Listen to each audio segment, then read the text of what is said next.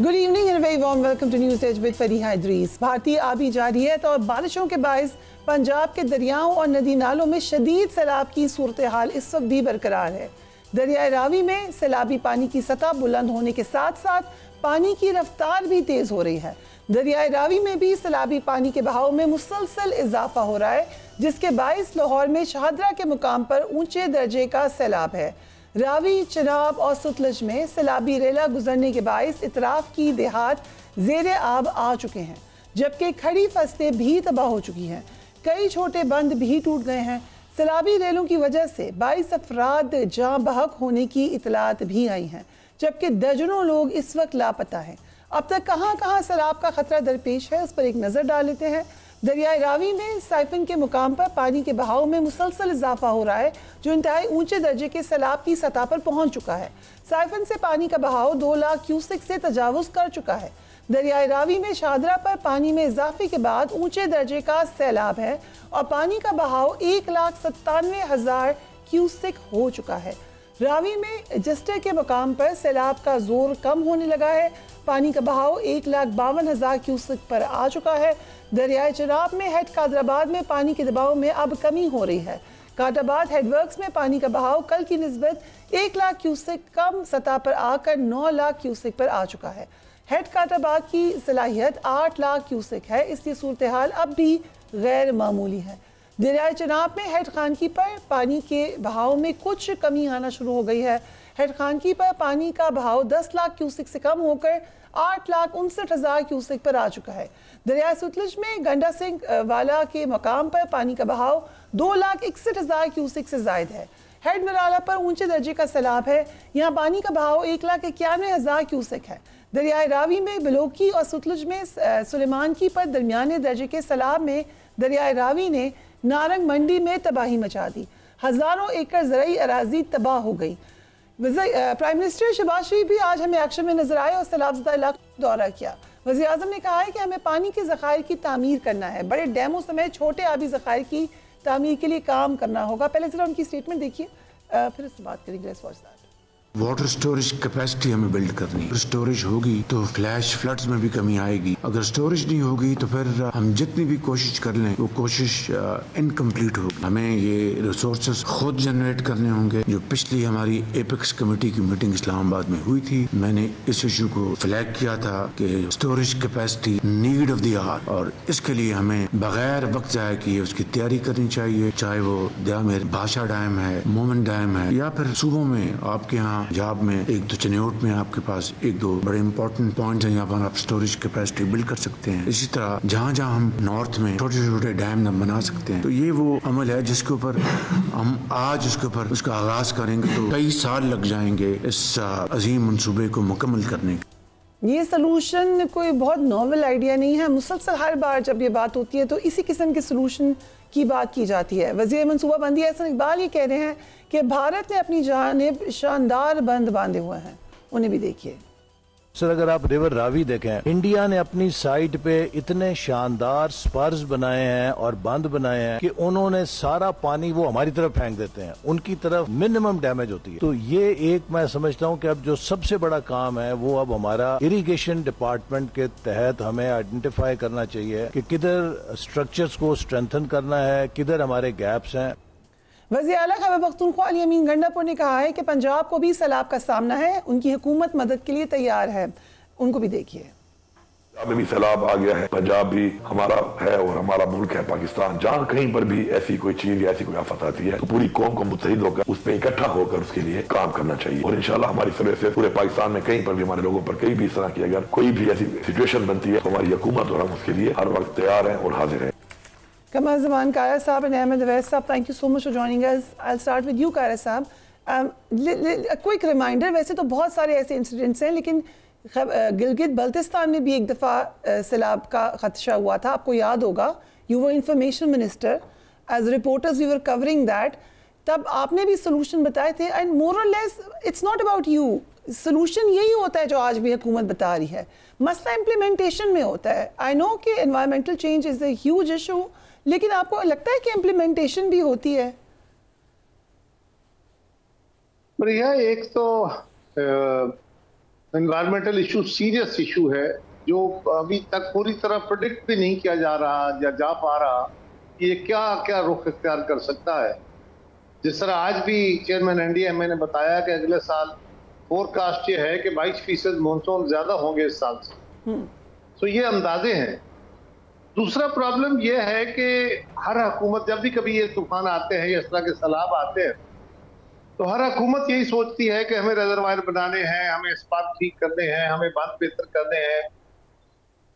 लेकिन प्रॉब्लम यह है कि उन सारे कामों के लिए आपको पैसे चाहिए।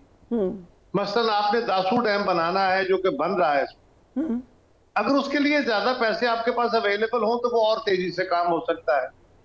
भाषा डैम बनाना है आपने, उसके ऊपर बहुत काम हुआ लेकिन अभी बेपनाह काम बाकी है, पैसे नहीं है। उससे पीछे और डैम बन सकते हैं। ये तो सूरत हाल है दरिया सिंध की। आज आके एक ही डैम है जिसके ऊपर हम बात बार बार करते हैं कि जी काला डैम, काला बाग बनाए, काला, वो भाई दासू बन नहीं रहा, भाषा बन नहीं रहा, जिन पे कोई इत्तेफाक राय है, जिन पे कोई एतराज नहीं है। और आप एक एतराज वाला डैम जिसपे 3 सूबे राजी नहीं है वो बनाने की बातें सारे करते हैं और एक्सपर्ट ओपिनियन देते रहते हैं। दूसरी गुजारिश ये है कि जो जेहलम में जो जहां तक ताल्लुक है, जेहलम में जितने डैम या पावर हाउसेस बन सकते हैं वो मुजफ्फराबाद से लेके नीचे तक बने हुए हैं, या और भी अगर प्लान है तो वो बन सकते हैं, और बहुत बड़ा रिजर्वायर नहीं बन सकता। तीसरा जो चनाब है, चनाब से तो हमारे पास बैराजेस मौजूद है, यानी हमारे पास मराला है, हमारे पास खानकी है, हमारे पास कादराबाद है, उससे डाउन पार्ट आगे। इसी तरह जो रावी है, सतलुज का पानी हमारे पास नहीं आता, लेकिन जब कभी फ्लड्स आते हैं तो उसमें इंडिया पानी छोड़ता है। अब इंडिया पानी छोड़ता है, एक हमारा ये है कि इंडिया आबी जारहियत कर रहा है। दूसरी तरफ अगर गैर मामूली बारिशें हो जाती हैं, उनको भी पानी की जरूरत होती है। वो अपने बैराजेस के गेट खोल के वही पानी जो हमारे लिए बड़ा कीमती है, उनके लिए भी बड़ा कीमती है, वो पानी को नीचे फेंकते इसलिए हैं कि जिस तरह हमारे यहाँ एडमराला पे प्रेशर ज्यादा बढ़ा तो हमें बंद तोड़ने पड़े, या और जगहों पे हमने ब्लास्ट करके खुद अपने बंद तोड़े ताकि पानी जो है वो हमारे बंदों, हमारे जो बैराजेस हैं उनको डैमेज ना करे। इसी तरह हिंदुस्तान ने भी अपने बंद तोड़े हैं ताकि अपने बैराजेस बचाए। और ये आजकल सैटेलाइट के साथ हर चीज अवेलेबल है कि कहाँ कितना पानी अवेलेबल था और क्या दहशतगर्दी हुई है या उन्होंने जनरली पानी छोड़ा है। एनी हाउ ये भी एक बहस है। हिंदुस्तान ये कर सकता है, पाकिस्तान को तंग कर सकता है, लेकिन जनरली इस वक्त बारिशें हुई बहुत है और इस वक्त 2 दरियाओं में कोई गैर मामूली सूरत हाल नहीं है। क्लाउड बर्स्ट के अलावा खैबर पख्तूनख्वा में या जीबी में या कश्मीर में नुकसान जानी बहुत हुआ, बट क्लाउड बर्स्ट की सूरत में हुआ।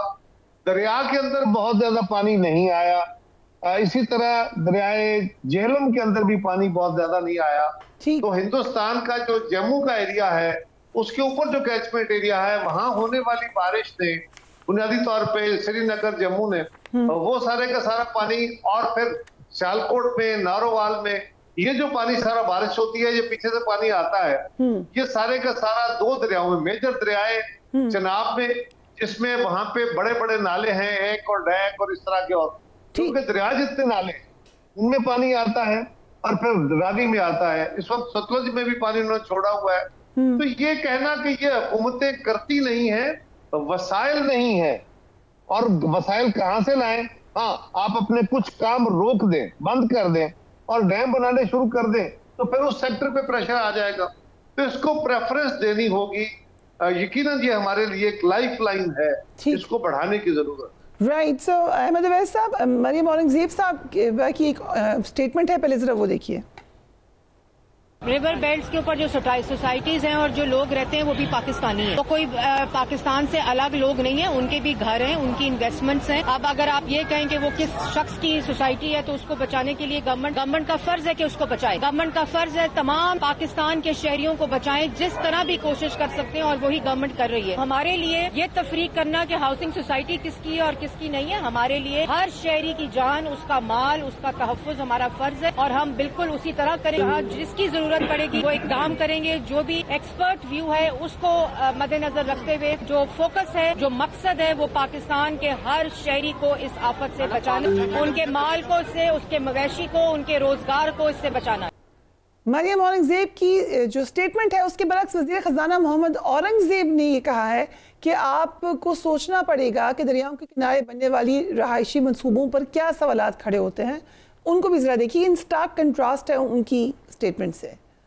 2022 भी देखा, रेस्क्यू रिलीफ है, फिर रिहेबिलिटेशन है, फिर रिस्ट्रक्चर रिकंस्ट्रक्शन है। तो इसमें देखें ये बड़ा इंपॉर्टेंट है। मिनिस्टर ऑफ क्लाइमेट चेंज यहाँ मौजूद हैं। हमें जिस तरह नेशनल एक्शन प्लान था उसके बारे में हमेशा बात होती है कि हमने पहले क्या सीखा ताकि वो हम दोबारा वो चीजें रिपीट ना। और हमारे पास प्लेजेस भी आ गई। आपको मालूम है कि किस तरह सारी दुनिया ने हमारी हेल्प की और हमें सपोर्ट के लिए कहा। But the reality is we could not come up with investible bankable project, number 1। Number 2, आज भी आप देखें और वो प्राइम मिनिस्टर साहब तो जीवी में कह कर आए हैं कि ये किस तरह ये होटल्स और मकान बने। इसी तरह अब ये डिफरेंट प्रोविंसेस में ये जो रिवर बैंक्स पे ये सारी चीजें बन रही हैं। What have we learned from the 22 flooding?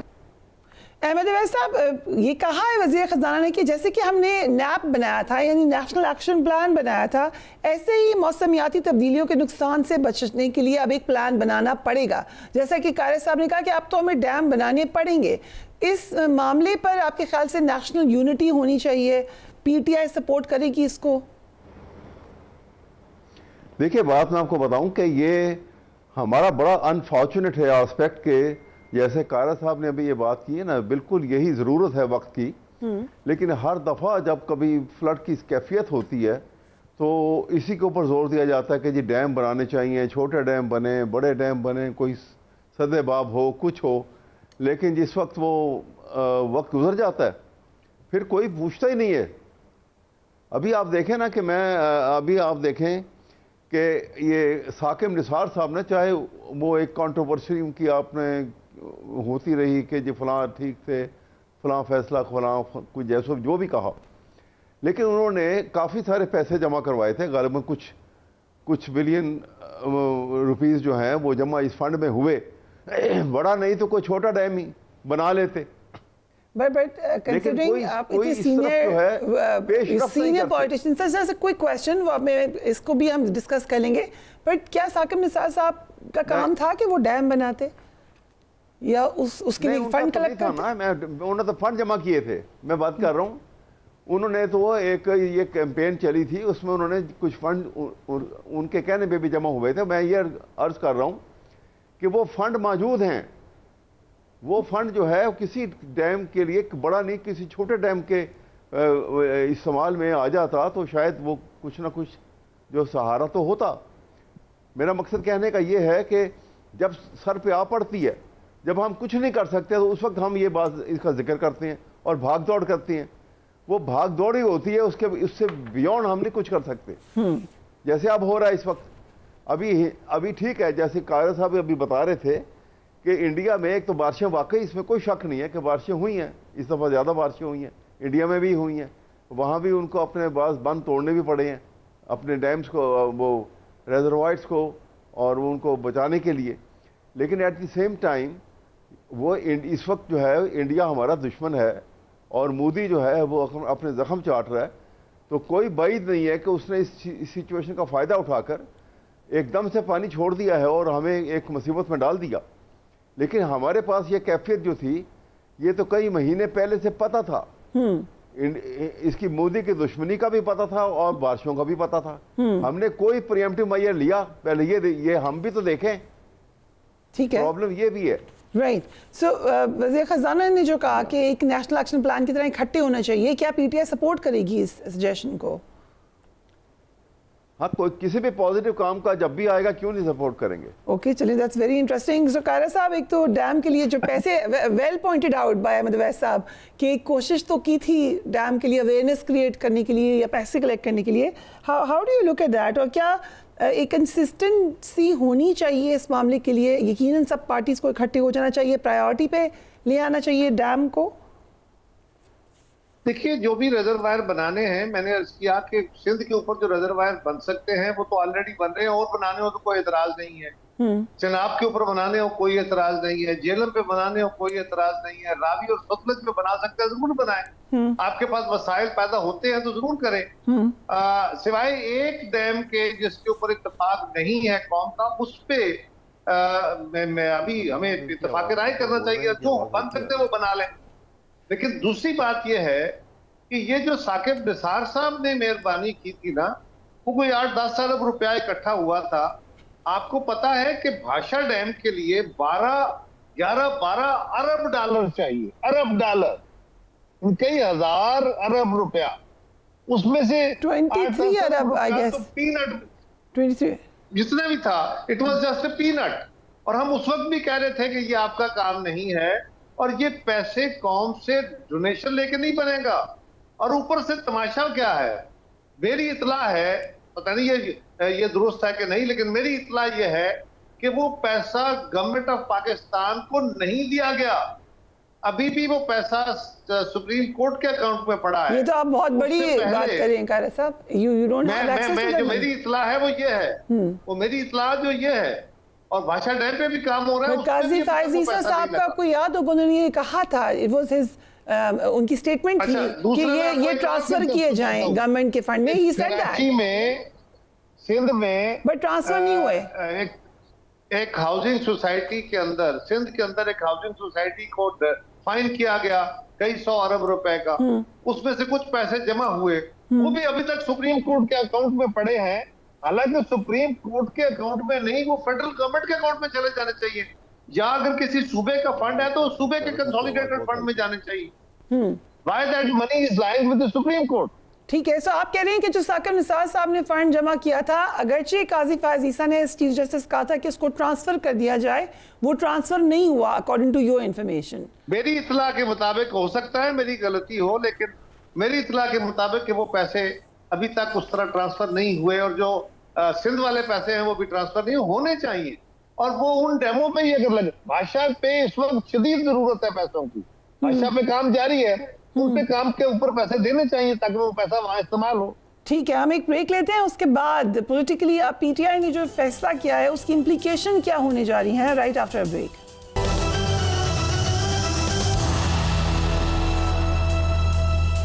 And welcome back. Barrister Gohar समेत तहरीक इंसाफ के कई अरकान असेंबली ने आज कौमी असेंबली की कायमा कमेटी से इस्तीफा दे दिया। बैरिस्टर गौहर ने 4 कमेटी से मुस्ताफी होने का ऐलान किया।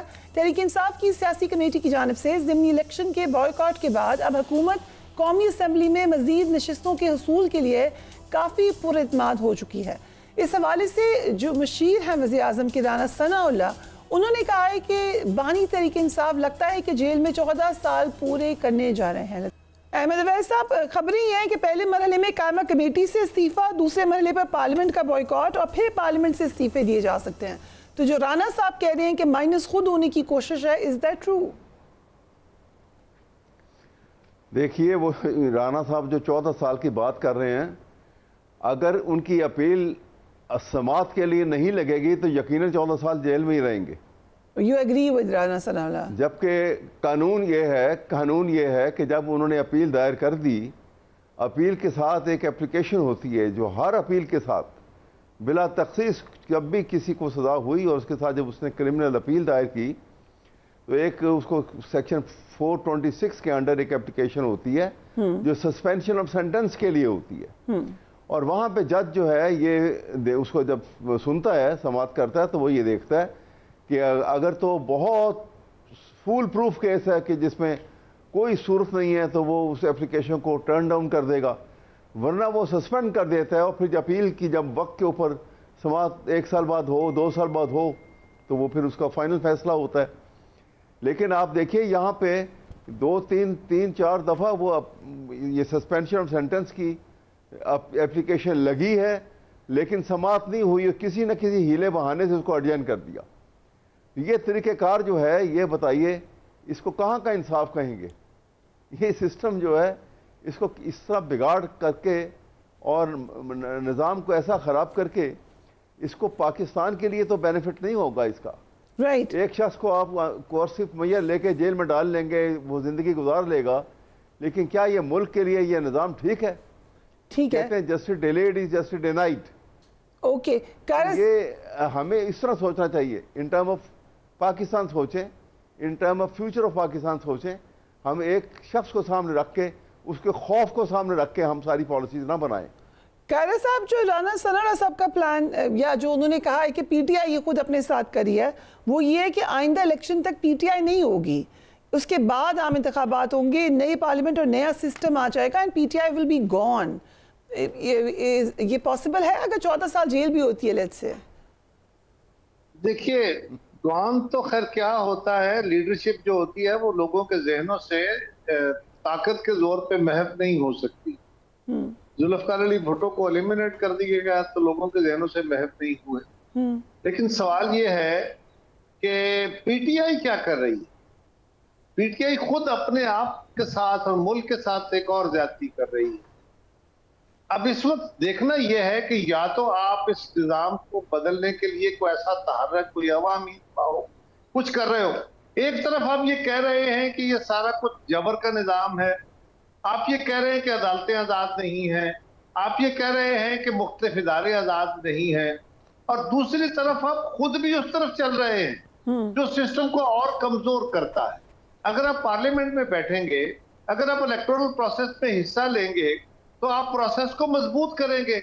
इस प्रोसेस को ठीक करने का तरीका क्या है? या तो आपने प्रोसेस में हिस्सा लेके ग्रेजुअली इसको इम्प्रूव करना है तदरीजी तौर पे, और या आपने रेवोल्यूशनरी तरीके से करना है। रेवोल्यूशन का रंग कोई नजर नहीं आता कि आप बड़े को इनकलाबी बने हुए हैं, आप चल रहे हैं, कुछ ऐसा नहीं है। नारे वारे थे, अब वो ढीले पड़ते जा रहे हैं। दूसरी तरफ अगर आप पार्लिमानी निजाम को और कमजोर करेंगे तो इस निजाम को चला तो रहे हैं, हुकूमत का निजाम तो चल रहा है, गवर्नमेंट तो चल रही है, जैसे तैसे है, एक निजाम चल रहा है, कारोबार मुमलिकत भी चल रहा है, कारोबार भी लोगों के हो रहे हैं। Are you saying कि बॉयकॉट से गवर्नमेंट को कोई फर्क नहीं पड़ता?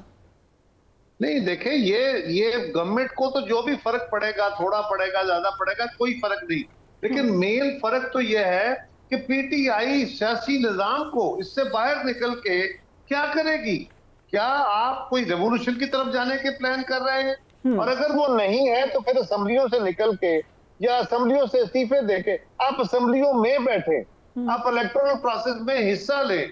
जो भी होता है आपको हर हाल में प्रोसेस के अंदर रहना है, जो आपका कायर साहब ऑल्सो ये बात तो है ना कि अगर ऑपोजिशन इलेक्शन में हिस्सा ही नहीं लेगी, पहले ही आप इल्जाम लगता है कि आपने ऑपोजिशन को दबाया है, जैसे उन्होंने आपको दबाया था, अगर वो होंगे ही नहीं, प्रेजेंट ही नहीं होंगे, तो फिर कितनी लेजिटिमेसी होगी? 100% लेजिटिमेसी होगी। वो होंगे ही नहीं तो फिर लेजिटिमेसी का तो इश्यू ही नहीं है।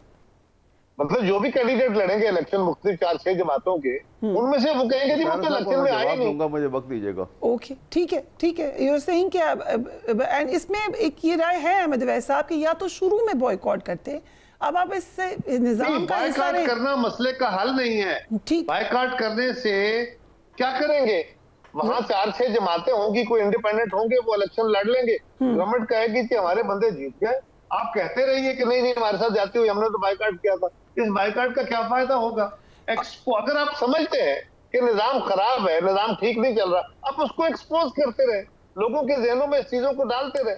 मेरे ख्याल में हो सकता है उनका ख्याल और अगर हम हिस्ट्री को देख लें, जब भी बॉयकॉट जिसने भी किया है वो बाद में पछताए ही हैं कि ये सही डिसीजन नहीं था। मैंने कहा हो सकता है फरीहा, हम तो अपने तजर्बे से बातें कर रहे हैं ना, हो सकता है मेरा ख्याल गलत। राइट जी अहमद अवैस साहब, आपको लगता है कि बॉयकॉट से कोई फायदा होगा पीटीआई को?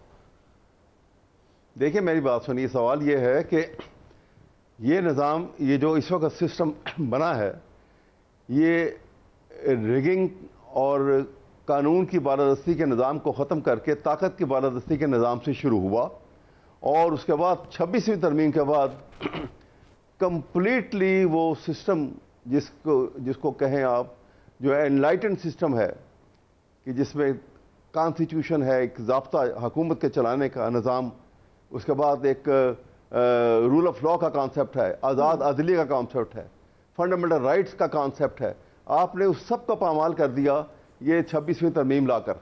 और 26वीं तरमीम को लेके भी आप ऐसे आए कि एक सूबे की रिप्रेजेंटेशन भी नहीं थी वहां पर।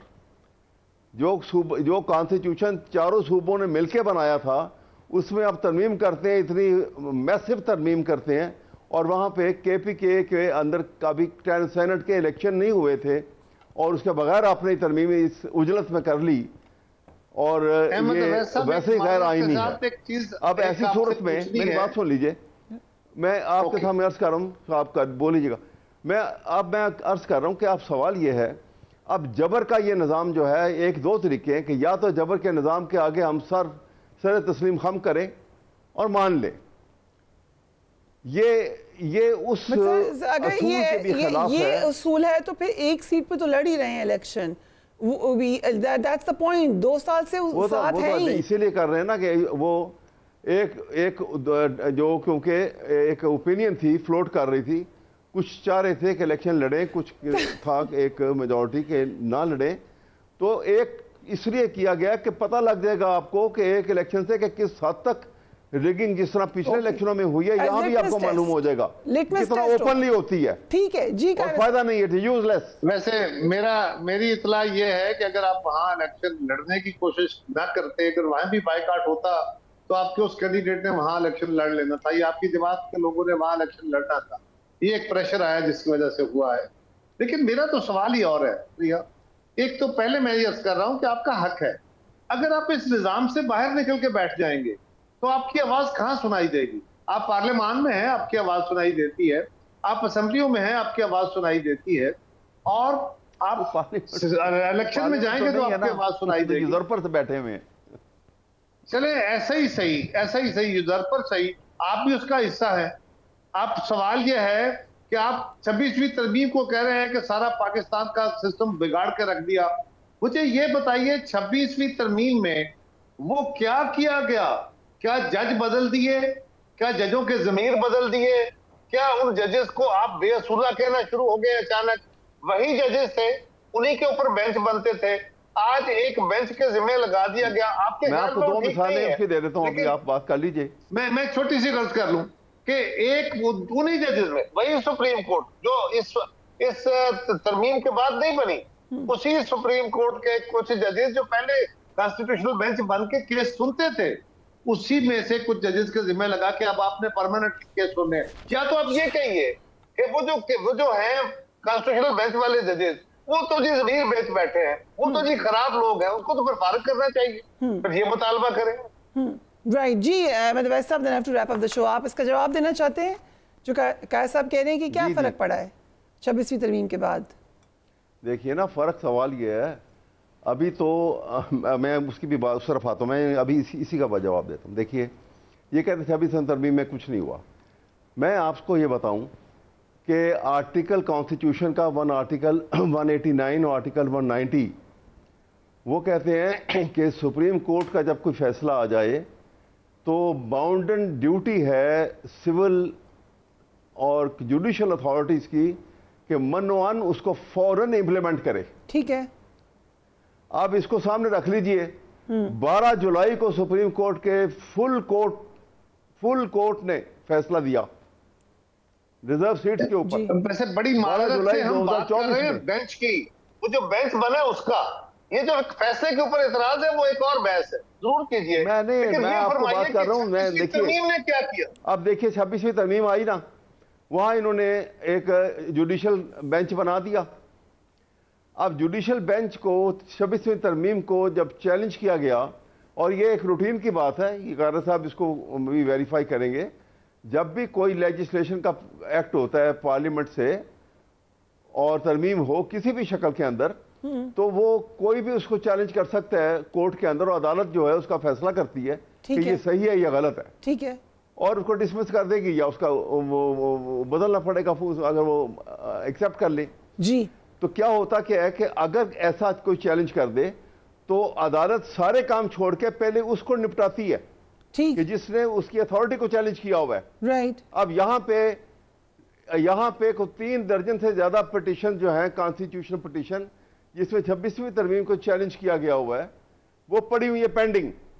जब वो लगी थी एक दिन, ये गालिबन फरवरी की बात है, ये फरवरी 2024 की बात है, 2025 की बात है, जब वो पटिशन लगी तो उसमें मैं खुद भी वहाँ पे मौजूद था और वो उन्होंने उसके ऊपर सबके मुश्तरका तौर पे उन्होंने एक ऑर्डर लिखा और कहा कि हम 3 महीने के अंदर अंदर इसकी फाइनल हियरिंग के लिए इसको फिक्स कर देंगे। ठीक है। और ये हमारी डिमांड भी लिख दी कि ये फुल कोर्ट के आगे लगे। ठीक। वो 3 महीने की जगह 6 महीने गुजर चुके हैं। ओके। और वो पिटिशनों का मतलब 26वीं तरमीम से पहले ये नहीं हो सकता था और ये अब हो सकता है। Is that your point sir?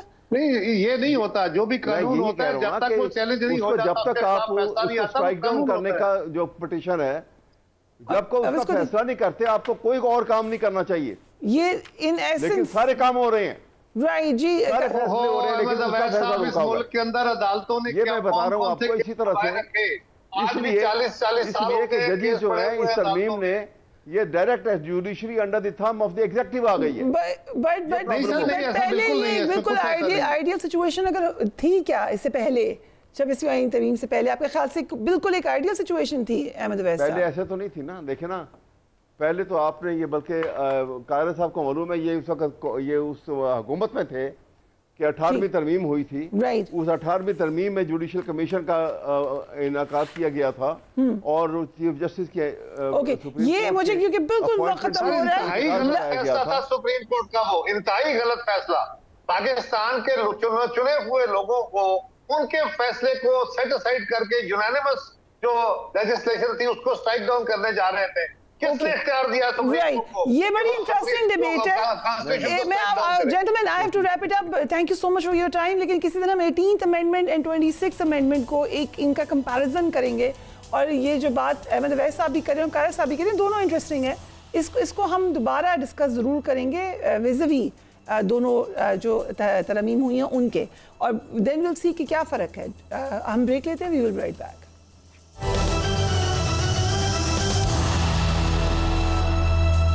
And welcome back. Shanghai ताउन तंजीम का इजलास 31 अगस्त से 1 सितंबर तक चीन में होने जा रहा है। हालिया पाक भारत कशीदगी के बाद इस इजलास को गैर मामूली अहमियत हासिल हो चुकी है। इस जंग के बाद ये पहला मौका होगा जब पाकिस्तान और भारत की क़यादत किसी एक इवेंट में इकट्ठी होने जा रही होगी। अगरचे दोनों ममालिक के वज़ीर आज़म की मुलाकात का इम्कान नहीं है, ताहम चीन और रशिया इस इजलास के ज़रिए खित्ते में कशीदगी कम करवाने में यकीनन एक किरदार अदा कर सकते हैं। ये तो वाज़ेह है कि इस इजलास में भारत की बजाय पाकिस्तान के मौक़िफ़ को ज़्यादा तरजीह दी जाएगी इंशाअल्लाह। इसका अमली मुज़ाहरा अब से चंद हफ्ते कबल शंघाई ताउन तंजीम के वज़ीर दिफ़ा के इजलास में साफ देखा गया। भारत इस इजलास के एलामिया में पहलगाम वाक़े को पाकिस्तान से जोड़ने की एक गलत कोशिश करता रहा, लेकिन तंजीम के रुकन ममालिक ने उसकी एक बात भी नहीं सुनी। भारतीय वज़ीर दिफ़ा ने तमाम हरबे नाकाम होने पर इजलास के एलामिया पर दस्तखत करने से इनकार कर दिया था। इस हवाले से वज़ीर दिफ़ा ख्वाजा आसिफ ने क्या मौक़िफ़ दिया था वो भी देख लीजिए। का वहाँ पे एटीट्यूड रहा है, उसकी वजह से एक मुश्तरका एलामिया वहाँ से इशू नहीं हो सका और वो जो चीज़ें उसमें शामिल करना चाहते थे वो बाकी ममालिक जो है उस हक़ में नहीं थे। एलामिया जॉइंट नहीं आया क्योंकि वहाँ पे जो एक रवायत यही है कि मुतफ़िका जो है ना आता है, तो उन्होंने मेरी तकरीर के बाद जब उन्होंने टाइम मांगा और उनको टाइम जो है चेयर ने नहीं दिया, तो उसके बाद उन्होंने कहा जी हम एलामिया पे दस्तखत नहीं करेंगे। अभी भी जख्म चाट रहे हैं अपने जो उनके ऑपरेशन संदूर में जो है संदूर उनका उजड़ा हुआ है, तो अब क्या किया जाए? हमारे पास तो कोई इलाज नहीं है इसका, जो इलाज करना था हमने वो कर दिया हुआ। इस वक्त भारत सरहद पर खुलकर जंग करने के बजाय आबी जरयत पर उतर चुका है। भारत ने हाल ही में करतारपुर राहदारी को आबी जरयत का निशाना बनाया। भारतीय इक़दाम की दुनिया भर की सिख तंजीमों में मजम्मत हो रही है। खालिस्तान तहरीक के रहनुमा कुलविंदर सिंह चीमा ने कहा है कि भारत ने जानबूझकर करतारपुर राहदारी की जानिब पानी छोड़ा। Let's watch him. बदकिस्मती से हमारे वज़ीर दिफा ख्वाजा आसिफ को भारतीय आबी जरयत नजर नहीं आई और उन्होंने एक इंटरव्यू में भारत को क्लीन चिट ही दे दी है। ख्वाजा आसिफ ने कहा कि भारत के पास पानी छोड़ने के अलावा कोई ऑप्शन ही नहीं था। उन्हें भी देखिए। ख्वाजा आसिफ को तो भारतीय आबी जरयत नजर नहीं आई, उनका मौका फ़र्क है, लेकिन वज़ीर मनसूबा बंदी एहसन इकबाल को ये एकदम वाज़े नजर आ रहा है। उन्हें भी देखिए। अभी हम करतारपुर आए हुए हैं ऑपरेशन की निगरानी करने के लिए, क्योंकि यहाँ पे कुछ ज़ायरीन थे जो फंस गए थे, महसूर थे। ये बदतरीन आबी जारियत का मुजाहरा आप देख सकते हैं मेरे पीछे कि किस तरह हिंदुस्तान इस क्लाइमेट डिजास्टर में भी सियासत कर रहा है। वो पानी को जमा करता है और एक रेले की सूरत में छोड़ता है ताकि उससे ज़्यादा तबाही हो, ज़्यादा नुकसान हो। अगर वो इंडस वाटर ट्रीटी के ऊपर अमल करता और पाकिस्तान के साथ बर वक्त मालूमात शेयर करता और वाटर का एक स्टेडी फ्लो रिलीज करता। ब्रिगेडियर वकार मसूद हमें ज्वाइन कर रहे हैं। Thank you so much for joining us on the programme. Brigadier साहब, भारतीय आबी जारियत, इस पे जो वज़ीर दिफा कह रहे हैं वो तो आप कैसे देखते हो स्टेटमेंट को? आई थिंक इसमें थोड़ा टेक्निकल चीज़ें जरूर देख लें कि जो रावी पे रेगुलेशन है पानी के मादोपुर हेडवर्क से होती है, जो भारतीय पंजाब और जो ऑक्युपाइड जम्मू कश्मीर है उसके दरमियान वाक़, जहाँ से एक्चुअली रावी रिवर जो है वो बेसिकली मेनली रेगुलेट होकर पंजाब में दाखिल होता है। तो फिर ये एक बॉर्डर बनाता है ऑल अलॉन्ग, तो इनक्लेव्स भी हैं।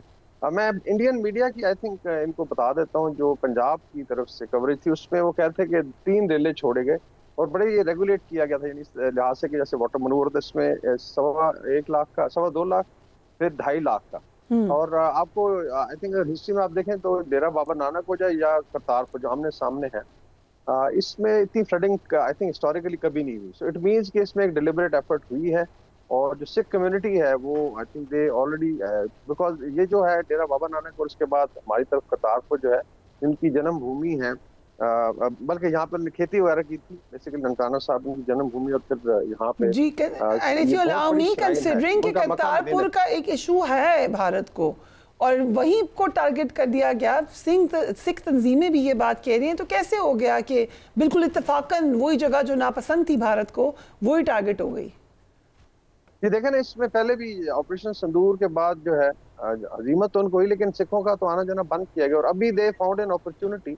और पंजाब में बहुत ज्यादा आवाज उठी, इवन मेन स्ट्रीम जो ईस्टर्न पंजाब है, भारतीय पंजाब, उसमें आई थिंक उनकी अगर बात भी सुने, दे ऑल्सो बिलीव कि ये इसमें सबट आ जाए। बल्कि उनके चीफ मिनिस्टर तक ने कहा जी कि जब वैसे आप पानी के एक बूंद काउंट करते हैं, डिस्ट्रीब्यूट करते हैं हरियाणा में, पंजाब में, राजस्थान में, लेकिन जब फ्लड आता है तो सारे का सारा पंजाब के मत्थे मार दिया जाता है, पाकिस्तानी और भारतीय पंजाब। तो ये पंजाब दुश्मनी भी है और मेरे ख्याल में सिखों को श्राइन को टारगेट किया गया, and this should be highlighted. और बाहर जो डायस्पोरा है उनका बड़ा आई वुड से कि इजाइल भी है, नॉलेजेबल है, ये लोग ऐसे नहीं है। और आजकल दुनिया इतनी कनेक्टेड है, यू कैन सी इट, ये प्रॉपर वाटर मनूवर हुआ है, डिस्पाइट के इसमें माधोपुर हेडवर्क्स भी जो है उसको भी नुकसान हुआ है। इतना ज्यादा इन्होंने रिस्क लिया के अंदर आई थिंक उनके 4 पुश्ते भी बह गए और ये ब्रिटिश टाइम का बना हुआ है, तो इसमें नाअहली भी कह लें, उसके अलावा ये वाटर मनूवर है और इसमें दोनों तरफ बहुत ज्यादा नुकसान हुआ। सो डू यू थिंक कि रीथिंक करनी चाहिए अपनी स्टेटमेंट ख्वाजा आसिफ को? जी मेरे ख्याल में वो बेहतर समझते हैं, लेकिन आई थिंक अगर जो वाटर रेगुलेशन की अथॉरिटीज हैं हमारी, इवन आई थिंक मिलिट्री के पास सारा डाटा होता है, उसको जरा एक दफा स्टडी कर लें कोई वाटर मनूवर को आपने। और ये तो उनका क्लेम है, अभी कल मैं मीडिया पे जा रहा हूँ, टॉपिक डिस्कशन यही कि भारत ने water manoeuvre, they are saying it. और ये तो आपको याद होगा कि इनके जो वीपी सिंह आई थिंक जो ex chief of army staff है, उनका इंटरव्यू सुन ले। उन्होंने कहा था वीपी मलिक कि जी we should do you know water manoeuvre, और आप जो है जब पानी ज्यादा आ जाए झटका दें, उनके स्ट्रक्चर्स को हिलाएं, उसके बाद फिर रोक लें, फिर और फ्लडिंग सीजन में और ज्यादा करें। तो ये तो उनका एम एंड ऑब्जेक्टिव, स्पेशली ये 3 ईस्टर्न रिवर है, उसमें ब्यास, सतलुज और रावी जो है, इसमें ये होता रहेगा। और मेरे ख्याल में Pakistan should be very very careful, because जो सतलुज में किया गया वो भी सलमान की हेडवर्क से दाखिल होता है। थोड़ा आई थिंक ये इसकी इंजीनियरिंग स्टडी कर लें, ब्रीफिंग ले लें। मेरी सजेशन होगी, I don't know, may be he has more information, but मेरी अपनी मिलिट्री आप कह लें असेसमेंट है कि it was a water manoeuvre, और इसमें सिख कम्युनिटी बिल्कुल जेन्युइनली कंसर्न भी है। आपने देखा फिर हसन इकबाल साहब तो खुद सन ऑफ द सॉइल वहां पे गए भी हैं जी, जाके बकायदा किश्ती। हसन इकबाल साहब ने ये बात की, खालिस्तान तहरीक के रहनुमा कुलविंदर सिंह ने ये कहा, दीगर आप सोशल मीडिया पे देखें, स्पेशली जो सिख कम्युनिटी के पेजेस हैं वहाँ पे हर कोई यही बात कर रहा है। सो पाकिस्तान इसका जवाब कैसे दे सकता है? ये देखें, ये तो एक तो जो वाटर एग्रेशन है, और आपका मीडिया खुद भी आप देख रहे हैं हमेशा आबी जारियत की बात होती है, ऐसी अनफाउंडेड नहीं है। तो it could be taken because then the responsibility is with the upper riparian, कि अगर आप रेगुलेट करते हैं इस तरीके से कि नीचे डिस्ट्रक्शन हो या नुकसान हो और डिलिबरेट एफर्ट किया, तो इसका इंजीनियरिंग डाटा वगैरह प्रेजेंट किया जा सकता है। इसमें वर्ल्ड बैंक को भी I think we can tell, warning जरूर उन्होंने दी है इंडस वाटर ट्रीटी की वजह से या वैसे, लेकिन I think warning time was very less. तो इसमें बेस्ड ऑन फैक्ट्स जो है आई थिंक तीनों रिवर्स का आप जो है और पास्ट रिकॉर्ड भी देख लें, लेकिन ये अभी डिक्लेयर्ड पॉलिसी है भारत की, उसको साथ लिंक करके the case can be taken to World Bank या इंटरनेशनल कोर्ट ऑफ जस्टिस है, और बेशुमार इदारे हैं जो एनवायरमेंटल चीज़ों को देखते हैं, वो इदारे हैं UN के, वहाँ ले जाया जा सकता है और बायलैटरली भी आप कम्युनिकेट कर सकते हैं। राइट। भारत ने आसाम में मुसलमानों को ज़बरदस्ती मुल्क से निकालना शुरू कर दिया है। एक रिपोर्ट है, उसके मुताबिक जून और जुलाई 2 माह में 3,300 से ज़ायद बंगाली निजात मुसलमान ख़ानदानों को बेदखल कर दिया है। रिपोर्ट ये भी कह रही है कि BJP आसाम में तजर्बे के तौर पर ऐसा कर रही है। उसके बाद पॉलिसी पूरे भारत में नाफिज कर दी जाएगी। What do you say about that? ये देखें, इसमें तो पूरा लॉ लेके आ चुके हैं, जो CAA है, सिटीजन अमेंडमेंट एक्ट है, फिर इस तरीके से NRC है। ये भारतीय पार्लियामेंट ने बड़ा कंट्रोवर्शियल था, आपको याद होगा, सिर्फ मुस्लिम कम्युनिटी को ही मेनली टारगेट किया गया था। और अभी अगर डेमोग्राफिकली देखा जाए, मैं इनकी एक मुहिबा मोइत्रा है जो MP है बंगाल से, वेस्ट बंगाल से, वो बड़ी क्रिटिकल है इस चीज़ पे। वो बंगाली भी कहती हैं कि इस तरह का कोई एविडेंस नहीं कि बांग्लादेश से कोई मैसिव माइग्रेशन हो रही है। बेसिकली वहाँ पे जो आसाम में चीफ मिनिस्टर है BJP के, जो आई थिंक वो बेसिकली एक भक्त हैं, एंड ही इज इसी चीज़ पे तो वोट मिलता है। दूसरा भी उसमें बिहार में इलेक्शन, वहाँ भी एक हिंदू मुस्लिम फॉरन टाइम पे खेलना है, तो ये इस वक्त शोशा छोड़ा गया और मुसलमानों को खराब किया जा रहा है। लेकिन मेरे ख्याल बांग्लादेश गवर्नमेंट जो है, I think they know it better कि किस तरीके से डेमोग्राफिकली लोगों को खराब किया जा रहा है। और इसमें आई थिंक जो भारत नॉर्थ ईस्ट है वो वैसे ही थ्रेटन फील कर रहे हैं, बिकॉज आसाम हो गया, ऊपर अरुणाचल प्रदेश है, फिर बाकी स्टेट्स हैं, वहाँ पे अभी शूरश भी शुरू है। तो इसको डिफ्लेक्ट करने के लिए ये आई थिंक ड्रामेबाजियाँ की जा रही हैं। But unfortunately the world has to see कि किस तरीके से, और ये ऐसे लोग हैं जो शायद 50-100 साल से रह रहे हैं। ऐसे भी अभी साफ है, आपके पास कोई डॉक्यूमेंट्स नहीं है और आपके पेरेंट्स का रिकॉर्ड नहीं, तो उसका बहाना बना के तो उनको निकाला जा रहा है। And this is basically Muslim hated, nothing else. Right. So हमने देखा था कि कुछ हफ्ते कबल शंघाई ताउन तंजीम के वज़ीर दिफा के इजलास में भारत ने फिर कोशिश की कि पहलगाम से इसको जोड़े, लेकिन हुआ नहीं ऐसे। सो अब क्या आपको लगता है कि जैसे उन्होंने उस वक्त इजलास पे इलामी से इनकार कर दिया था, एक बार फिर क्या ऐसी कोशिश हो सकती है? ये आई थिंक जो समिट होती है जहाँ प्रेसिडेंट्स और प्राइम मिनिस्टर आ रहे हैं, ये बड़ा डिसेंट फोरम होता है और इसमें होचे किस्म की आई थिंक अड्डे भी नहीं अपनाया जाता। SCO का आप एक मैंडेट है, when they will try to avoid controversial जो इश्यूज होते हैं, और बाकी this is going to be a display of Global South, जिसमें चाइना लीड कर रहा है, रशियन है, उसके बाद पाकिस्तान है, ईरान है, टर्की से आ रहे हैं प्रेसिडेंट अफगान, ऑल्दो वो मेंबर नहीं है टर्की, लेकिन they are I think observers हैं। इसी तरीके से आई थिंक 20 कंट्रीज है, मोदी साहब भी जा रहे हैं। बाकी Bharat is entering this as a defeated nation, ना सिर्फ पाकिस्तान ठुकाई की इनकी 10 मई को, और उससे पहले इसके अलावा जो अभी आई थिंक ट्रंप ने, इनके फ्रेंड ने, डोनाल्ड ट्रंप साहब ने लगाई हैं इनके ऊपर टैरिफ्स जो है, तो उसमें एक भारतीय मीडिया प्रोजेक्ट कर रहा है कि कोई बड़ी अनोखी चीज। अदरवाइज देखें, समिट जब होती है कहीं भी हो, then you are suppose to attend. बाकी जो है ठीक है, बायलैटरल मुलाकातें भी हैं, जिस तरह अभी पुतिन साहब के साथ शहबाज शरीफ साहब मिलने जा रहे हैं, प्रेसिडेंट शी के साथ मुलाकात है, इस तरह फिर जो SCO का अपना एजेंडा होगा उस पर बातचीत होगी। भारत एक प्रोजेक्ट जरूर करे, but I don't think so they will be able to bring in any commercial thing, because it's a very serious forum. इसमें heads of states and governments हैं, ये कोई मजाक नहीं है। हाँ, ये जरूर है कि सारी दुनिया भी कह रही है कि Bharat is entering as a defeated entity, और अभी इनको शर्मिंदगी है वेस्ट के साथ। 25 साल जब भी डालते रहे, मोदी साहब जो है पिछले 14 साल से लगे होते, 13 साल से, लेकिन वहाँ दाल नहीं गली, और मेरे ख्याल में they are going on a very very weak wicket. बाकी ठीक है, ग्लोबल साउथ में सब चलते हैं। हाँ, एक सैल्यूटरी इफेक्ट जरूर होगा आई थिंक इस समिट का, और जो हालात बन रहे हैं कि शायद इंडो पाकिस्तान जो टेंशन है उसमें कमी आएगी, बिकॉज SCO मेंबर्स हैं, दे आर नॉट एक्सपेक्टेड कि एक दूसरे पे हमला करें, तो हो सकता है इस बारे में बातचीत हो। लेकिन I don't think so Shahbaz Sharif साहब और मोदी साहब की मुलाकात हो। राइट, गिरी साहब, thank you so much for joining us on the programme. यकीनन पाक इंडिया ताल्लुकात इस खत्ते का एक बहुत अहम हिस्सा है। यहाँ पे अगर बेहतरी आती है तो पूरे खत्ते में बेहतरी की उम्मीद हो सकती है। Do take care of yourself, अल्लाह हाफिज़।